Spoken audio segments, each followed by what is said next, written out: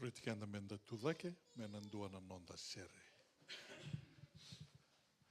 Sato tokanan romuni singa.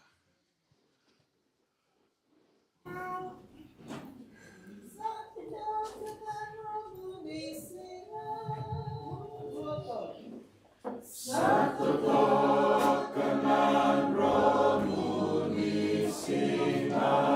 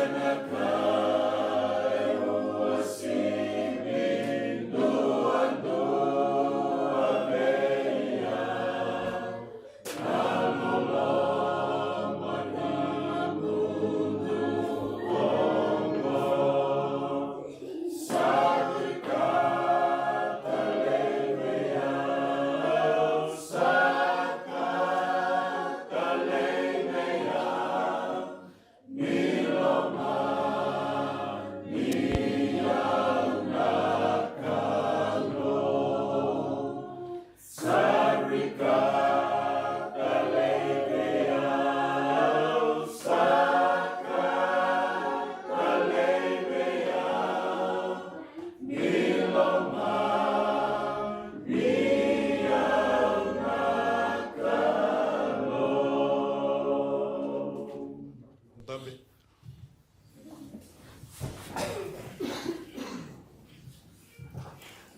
Loranda masu, na wale uni mamikalo, na singa tangu mina hakuni sa sulia wiki mami. Thank you, Lord, for the blessings of the Sabbath. And now as we come to the final few minutes of another Sabbath, we pray that your Spirit will impress upon us your word that we are about to read in Jesus' name. Amen.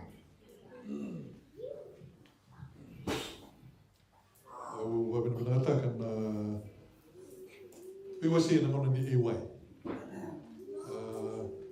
Just a couple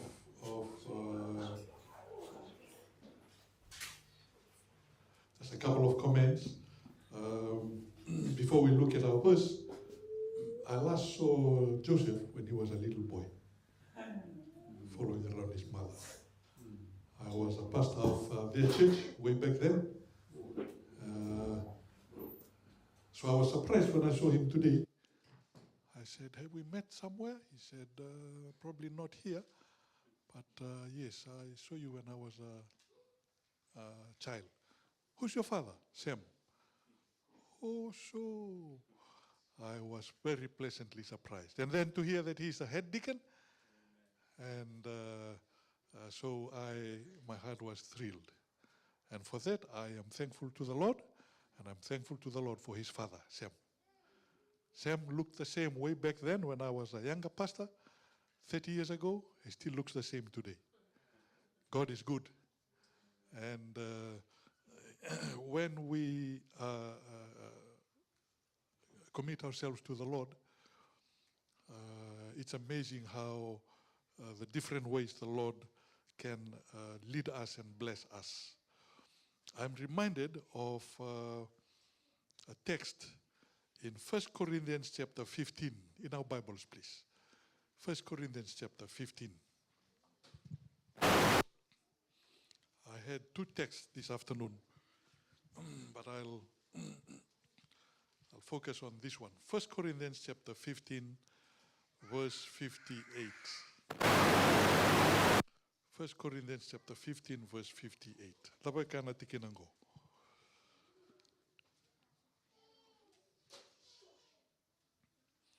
Those who have the New King James, I believe some of you have the New King James. If you have the New King James, can you read 1 Corinthians chapter 15, verse 58? How many of you have the New King James? Okay, 1, 2. King James? Okay, New King James. Can you read verse 58, please? 2, 3, yes.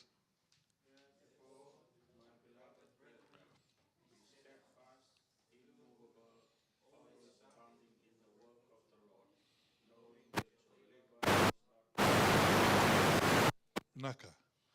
In my version, so my dear brothers and sisters, be strong and immovable, always work enthusiastically for the Lord, for you know that nothing you do for the Lord is ever useless. Nothing you do for the Lord is ever useless. Senganin dona ka in tatakawa, e na buku ni kalo wedawa. E mau, se tawayanga. Pika kere na takawa na buku ni kalo. Se na ngauna, se na nonda iau, se na ilavo, se na kangai tu weekenda. When we use it for the Lord's work, it is never useless. It is never in vain. It is never, mau na kaya. Keo se kumantangan niya se sudlia. Se lusingaw na sarangana. No. When it is used in the Lord's work, sangan indona ka e lusi. Baleta e dakatiko wana turanga. It is done in the Lord's work. What's the first word in that verse? The very first word. Therefore. We know that when we use the word therefore in the English language, what does it mean? It's referring to a discussion, prior discussion, and then right to the end, we say therefore. So, which means it's referring to something that came before. Look at chapter 15, the whole chapter. Some of you have the subtitles in the chapter 15. What's the first subtitle in chapter 15? The risen Christ, okay? The resurrection of Christ. The next subtitle? The last enemy, okay? The resurrection of the dead. Any other subtitle in chapter 15? The glorious body, okay? The resurrected body. Do tell in the subtitle? Our resurrection. So Paul in 1 Corinthians has been talking about many things. We are studying this quarter, 1 Corinthians. Then when we come to chapter 15, he comes to the end of his teachings, and he's talking about the resurrection of Christ. Because Christ has died and raised again, we also have that hope that when we die, we will what? We will rise again. We will rise again. And nabuku ni kawaya, Vimboli kino Paula, nangaw sana tuda kita likina, our bodies will be changed into what? From mortality to immortality. Sana visau na nangonda, sana pakamatalia taki, it will be, we will no longer experience death, pain, sorrow.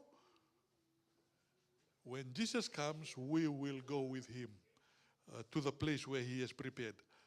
Therefore, because of all these things I've been talking about, Paul is saying, because of all these things, when you are in the church, members in Corinth and members in Brisbane, Fijian, because of all these things I've been talking about and because of the resurrection hope, therefore, what does he say? Verse 58 again? Be steadfast.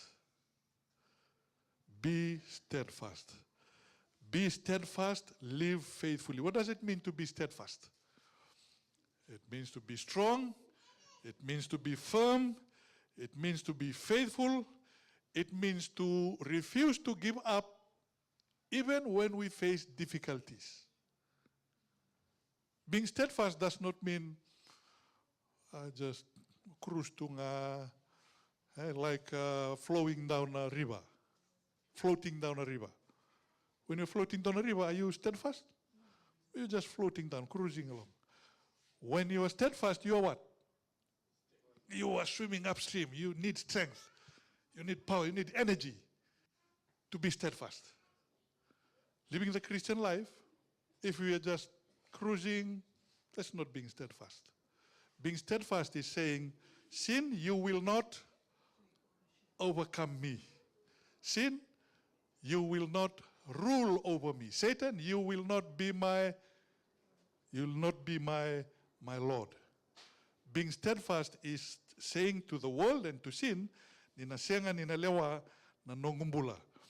Italian, regardless of criticisms I will face, regardless of difficulties, even if I don't get a good opportunity, job opportunity, because I want to be faithful to the Lord in keeping the Sabbath, I will remain what? I will remain steadfast. Because some things are more important than money. In my job, in the Port of Brisbane, we have a lot of overtime. And then we also have jobs on Saturdays. When I first started there, they said, oh, can you work tomorrow? Hey, that's double time, triple time. No, I go to church tomorrow. Hey, this, so there are some things that are more important than money. In a church that I'm aware of, a gold mine opened next to it. Before the gold mine opened, everyone was in church, singing in the youth, video. We have videos of them on YouTube, praising the Lord, yes. Then the gold mine opened and they started working there. Then the gold mine said, you'll need to start working on Saturdays. So one by one, I think youth. Being steadfast, being strong means swimming against the current, swimming against the grain, and having our priorities decided by the Word of God and not by the world. What's the next word? Being strong, being steadfast. What's the next word? Being what? Being immovable. Being immovable, meaning to stand on the truth of God's Word. In every generation, there will always be new ideas. There will always be new teachings. There will always be new philosophies, new pressures. They seek to move believers away from the truth of the gospel.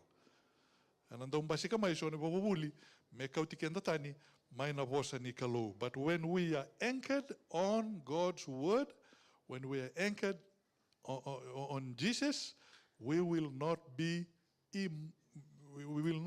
movable. John chapter 8 verse 32. Can you look at your Bibles, please? John chapter 8 verse 32. Looking at my time, we have 10 more minutes. John chapter 8 verse 32. This verse became one of my recent favorite verses. John chapter 8. Okay, John chapter 8 verse 31. New King James. Rua tolu.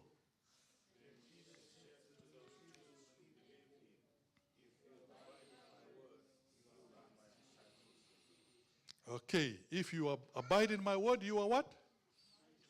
In my version, you are truly my disciples if you remain faithful to my teachings. If you remain faithful to my teachings. Which means, when I'm remaining faithful to the teachings of the Lord, I will be not, what's the word back in Corinth? I will be immovable. I will not be tossed around by any new philosophy, any new teachings. I'm looking at YouTube one day and I'm watching, oh, Rendina Sarango. Then I begin to follow it. Basically, another preacher on YouTube, or maybe this, I begin to follow it. Immovable means you are steadfast because you know the teachings of the Word of God, being anchored in Jesus, in God's truth. And then what does that verse continue in verse 58 of 1 Corinthians 15? Always abounding. Back to 1 Corinthians 15:58. Be steadfast, be immovable. Always abounding in the what? In the work of the Lord. Always abounding in the work of the Lord. It's one thing to avoid sin, but Jesus does not want us to just to avoid sin and then we like a monk. I just lock myself away in a corner so that I will not sin. No. He says, avoid sin, but do what? Do God's work. Be active. Be active. In that way, we are strengthening our spiritual muscles. So, being abounding in the work of the Lord includes, what would they include? Sharing God's word, abounding in the work of the Lord. What does the work of the Lord include? Living the word of God. Living and teaching God's word. Feeding the poor. Abounding in the work of the Lord. What else? Visiting those who need to be visited. Getting involved in mission. Okay, total? From the back. I see those from the back are thinking very hard. It's not, the sun has not set yet, so it's okay. Huh? Being merciful, total? Being abounding in the work of the Lord. Joseph said something this afternoon. What did he say? On Fridays. What would he do on Fridays? Lisa sama ki lotu, getting the church prepared. So those who are preparing our church for service, those who are cutting the grass, those who are washing the dishes, those who are serving the poor out there, you may not be, nobody might see you here, but those people know, and God knows. Abounding in the work of the Lord. Abounding in the work of the Lord. Supporting the church and faithfully using the gifts that God has given us. It may include even okay, praying with your family, by yourself, nobody will notice. Just your prayer. When you are praying, when we are praying, it's like talanoa. I talk about it a little bit in our study guide. It's like our talanoa. When we talk about talanoa in Fiji, in the village, it's a talanoa usually with more than two people. Okay, we get together, and then when we talanoa with a chief, a high chief, we don't just go and talanoa casually with a high chief. Has to have some substance in the talanoa. And when we talk with God, we are presenting the needs of this family, the needs of my co-worker, the needs of my colleague before the great God of the universe. That's part of abounding in the Lord's work. Nobody else might see. Nobody might come and tap your back and say thank you. But God knows. And God will reward in his own good time. Now Joseph and his father, they never knew how God might reward them. But they've seen the benefits. But whatever we do, we might not get the reward here on earth. But the biggest reward is what? When Jesus comes again. The biggest reward. The reward of eternal life. And then what does it say? What else does it say in that verse? Always abounding in the work of the Lord, knowing that your labor is what? Your labor is not in vain. Maybe this is the greatest encouragement in this verse as this chapter comes to a close. Sometimes we wonder whether our efforts make any difference. I'm praying, whoever I'm praying for hasn't changed. 1 year, 2 years, hasn't changed. I used to pray for one of my classmates in high school, in the village. when I started working, studying at Fulton, and then started working as a minister, I used to pray for two of them. To cut a long story short, one of them is a head elder right now. One is still not a Christian, doesn't go to church, but I'm still praying for him. Over the last 30, 40 years. I am not giving up because I know how God has answered the first one. And how God, sometimes he answers much later, but he answers. So our labor in the Lord is not in vain. A parent may pray for a child for many years. Some of us parents may be praying for our children out there. Never give up, because you know that prayer, the Lord will answer one day. Church elder might serve quietly without fanfare, without recognition. A deacon, you may be doing what you are doing. Nobody might say anything good. Just as a farmer plants seed but waits patiently for the harvest, whatever we are doing it for the Lord. And because of that, the Bible says, your labor is not in vain. Your labor in the Lord is not in vain. Why? Because God sees every act of faithfulness. Rediti wana kalo na nonda ya londina na ya londa solia and the karabakina na itabi and the kadebikina. And so right at the end, 1 Corinthians chapter 15, the resurrection guarantees that our future is secure. Which means that whatever we do here might take me only a few minutes in arranging these flowers, or sweeping the church, or mowing the lawn. It might take me only a few minutes. Ia na nongu, ia londina na nongu rabani tabia, na kia na rebu e dawa. Eternal. Eternal. So Paul is saying, because of that, remain faithful to the Lord. Stand firm when life is difficult. Remain faithful even though others may drift away. And others will drift away. I wish I could say that all of us will remain faithful to the end. But I cannot say that.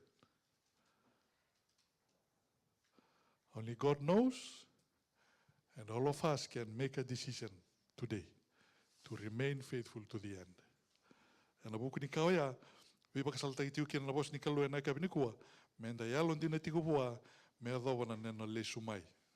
All him reminds us, it will be worth it all when we see Jesus. So until that day, let us be faithful, let us be steadfast, always abounding in the work of the Lord, knowing that our labor is not wasted when it is done for him. Our closing hymn, we'll sing the hymn Until Then, number 632. If you have that, Tumetaman, number 632. English, yes. English. Until Then. As we sing this hymn, we will stand and sing this hymn, look at the words, and as you sing, think about the meaning of the words. Some things we will face on this earth, it may bring discouragement, it will be difficult, it may tempt us to pull back, but if we remain faithful, as the words of this hymn reminds us, but we ought to remain faithful, because when Jesus comes, yes, my heart can sing when I pause to remember a heartache here, heartache of discouragement, of pain, separation from loved one, is but a stepping stone along a trail that's winding. It's not a straight line upwards, it's winding. Always upward. This troubled world is not my final home. I think sometimes God allows us to go through difficulties here, apart from other reasons, to help us realize this is not our final stop. We may get our citizenship in Australia. We left Fiji, come here, because better life here, but Australia is not our final stop. There's another place, better place that God is preparing for us. So this troubled world, this troubled Australia, is not our final home. But until then, what does it say in the refrain? The next, but until then, my heart will go on singing. Until then, with joy I'll carry on. Until the day my eyes behold the city. Until the day God calls me home. Joseph, remain faithful. And ano man ro'y song sagolo to kita. Matanggali, however long you are here, when you go back, and the rest of us, whether we are here or in Fiji or wherever, remain faithful. Until that day, God calls us home. Let's stand as we sing our final hymn.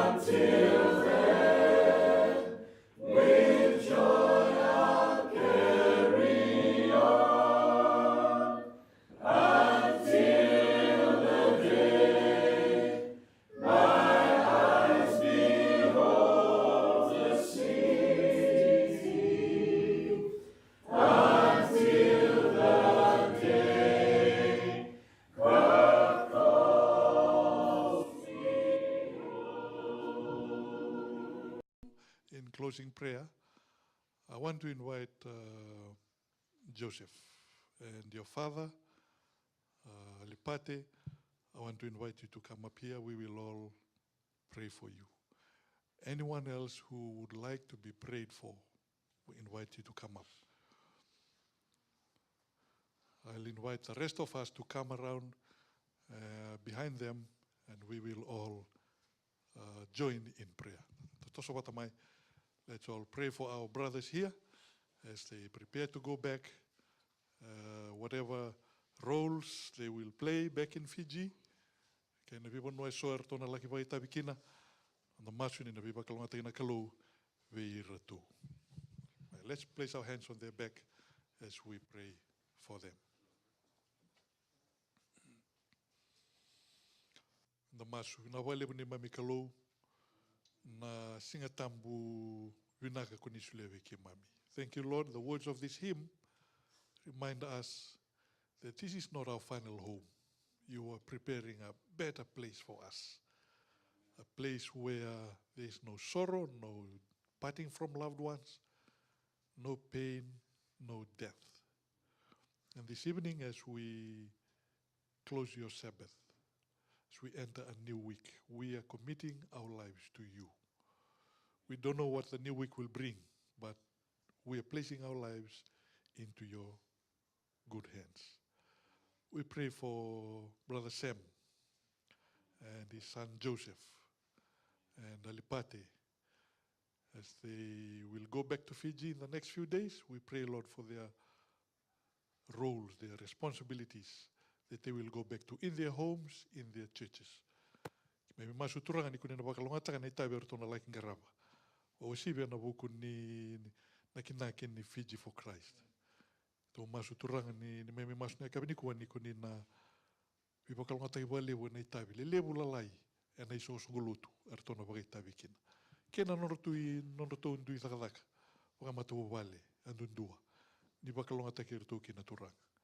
And if there's anyone else here this afternoon, this evening, Lord, that is carrying a burden, anyone else here who is searching, anyone here who has not made a decision for you, I pray that your Spirit will also bless them, will also encourage them, and remind them, Father, that you are there, and you want them to know that you will never leave them or forsake them. You will always be there for us. And so we look to you this evening, Lord. We look to you where our help comes from. Our help can only come from you. Dismiss us with your blessings this evening, Lord. Protect us wherever we go, whatever we do in the new week that is ahead of us, and bring us back next Sabbath to come and to worship you and fellowship with your people. This is our prayer this evening in Jesus' mighty name.